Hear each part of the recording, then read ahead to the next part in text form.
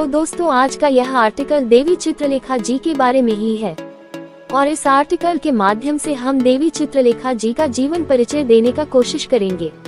पिछले कुछ दिनों में इंटरनेट पर एक देवी चर्चा का विषय बनी हुई है और आप सभी उनके बारे में जानने के लिए बहुत उत्सुक हैं और उनके बारे में इंटरनेट पर बहुत सर्च किया जा रहा है। देवी चित्रलेखा जी का जन्म 19 जनवरी 1997 को हरियाणा के पलवल जिले के एक छोटे से गांव खाम्बी में एक ब्राह्मण परिवार में हुआ था। इनके एक भाई भी है जिनका नाम प्रत्यक्ष शर्मा है।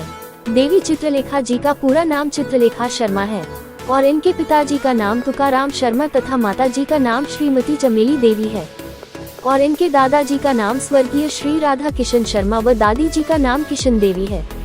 बचपन से ही चित्रलेखा जी का भक्ति भजन व कथा प्रवचन सुनने में बहुत मन लगता था।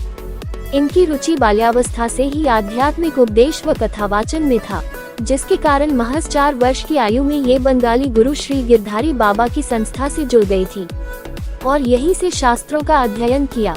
इसके साथ ही वे अपने स्कूल की पढ़ाई भी कर रही थी, जो उनके गांव का ही सरकारी स्कूल था। देवी चित्रलेखा जी ने 6 वर्ष की आयु में अपना प्रथम उपदेश दिया था, जो उत्तर प्रदेश के बरसाने जिला के एक छोटे से गांव में संपन्न हुआ। इस गांव में एक कार्यक्रम हो रहा था और वहां पर एक व्यक्ति थे जिनका नाम बाबा रमेश था।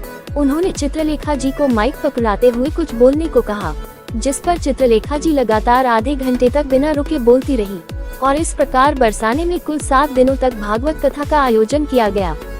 7 दिन के इस कार्यक्रम को देखने के लिए बहुत ज्यादा भीड़ उमड़ पड़ी और सभी अचंभित थे कि कैसे कोई महज 6 वर्ष की कन्या इतने मधुर मन से प्रभु जी की कथा कर रही है। लोगों ने देवी चित्रलेखा जी को बहुत आशीर्वाद दिया और प्रेम पूर्वक कथा का आनंद लिया। बताया जाता है कि जब देवी चित्रलेखा जी 7 दिनों का भागवत कथा कर रही थी, उसी बीच उनके सपने में श्री राधा महारानी दर्शन दिए और उनसे खूब बातें की और उन्हें आशीर्वाद भी दिया था।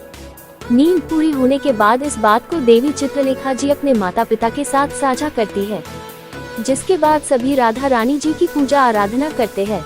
जिसके बाद देवी चित्रलेखा का मनोबल और आत्मविश्वास और भी बढ़ गया। फिर वे कई स्थानों पर भागवत कथा का आयोजन करने लगी और लोगों को कथा सुनने लगी।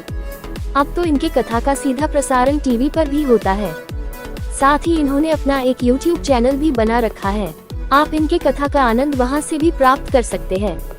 व्यक्ति यदि अपने जीवन में कुछ करने की ठान ले तो सारी कायनात उसकी मदद करने में जुट जाती है। ऐसा ही कुछ किस्सा है महान भागवत कथावाचक देवी चित्रलेखा जी की। देवी चित्रलेखा जी एक छोटे से गांव से उठकर पूरे विश्व में सनातन धर्म का डंका बजाया है, जिनको आज सिर्फ हमारा देश के ही नहीं बल्कि पूरे विश्व में लोग जानते हैं। देवी चित्रलेखा अपने परिवार के साथ हरियाणा के पलवल में रहती है। देवी चित्रलेखा ने 23 मई 2017 को मात्र 20 साल की उम्र में शादी कर ली थी। देवी चित्रलेखा के पति का नाम माधव प्रभु जी है, जिनका असली नाम माधव तिवारी है। देवी चित्रलेखा ने हरियाणा के पलवल जिले में ही गौ सेवा धाम हॉस्पिटल में विवाह किया था। देवी चित्रलेखा जी के पति माधव प्रभु छत्तीसगढ़ के बिलासपुर के रहने वाले हैं, लेकिन शादी के बाद वे दोनों पलवल हरियाणा में ही रहते हैं। देवी चित्रलेखा अमेरिका, अफ्रीका और इंग्लैंड में भी संचलन कर चुकी हैं। भारत में होने वाली उनकी कथा को सुनने के लिए देश ही नहीं विदेशों से लोग आते हैं। एक कथा के लिए कितनी फीस लेते हैं? देवी चित्रलेखा लाख नहीं करोड़ों में पहुंचता आयोजन पर होने वाला खर्च। देवी चित्रलेखा का अपना YouTube चैनल है, जिसे उन्होंने 2016 में शुरू किया था। वर्तमान समय में 2.9 मिलियन सब्सक्राइबर्स हैं और 10.52 मिलियन व्यूज आते हैं। चैनल पर विज्ञापनों के जरिए देवी चित्रलेखा को लाखों में कमाई होती है। YouTube से हर महीने की कमाई लगभग 10 लाख रुपए बताई गई है। वहीं सोशल मीडिया पर देवी चित्रलेखा की कुल संपत्ति 15,000 करोड़ रुपए होने का दावा किया गया है।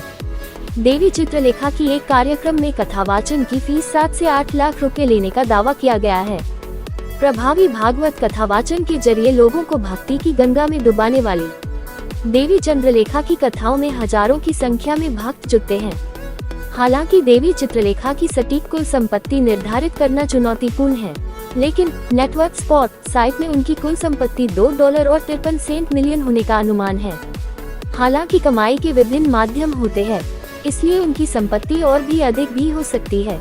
देवी चित्रलेखा से जब पूछा गया आपकी कमाई कितनी है, इस सवाल के जवाब में उन्होंने एक बार कहा था, अगर आपसे कोई पूछे कि आप हर महीने में कितना कमा लेती हैं, तो क्या आप बताओगे तो कमाई कभी बताई नहीं जाती, अपनी कमाई हमेशा लोगों से छिपाई जाती है।